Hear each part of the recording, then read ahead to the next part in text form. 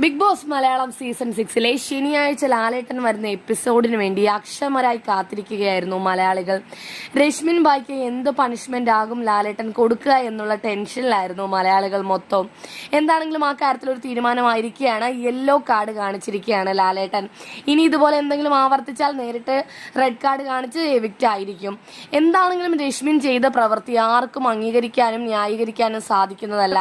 രണ്ടാമത്തെ പണിഷ്മെന്റായി ലാലേട്ടൻ കൊടുത്തിരിക്കുന്നത് വരുന്ന 2 വീക്കിലും ഡയറക്റ്റ് നോമിനേഷനിൽ ഇട്ടിരിക്കുകയാണ് രശ്മിനെ. ഇതിൽ കൂടുതലൊന്നും പണിഷ്മെന്റ് ഉണ്ടാവില്ല എന്ന് കാണുന്ന പ്രേക്ഷകർക്കറിയാം.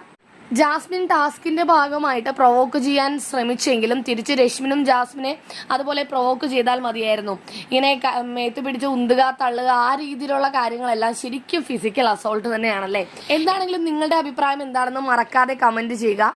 ഗബ്രി നോമിനേഷനിൽ വന്ന് പെട്ടെന്ന് എവിക്റ്റായി പോയതുപോലെ ഇനി രശ്മിൻ 2 ആഴ്ച ഡയറക്റ്റ് നോമിനേഷനിൽ വന്നിട്ട് പ്രേക്ഷകരുടെ വിധി പ്രകാരം എവിക്റ്റ് ആവുമോ ഇല്ലയോ എന്നൊക്കെ കണ്ടറിയാം.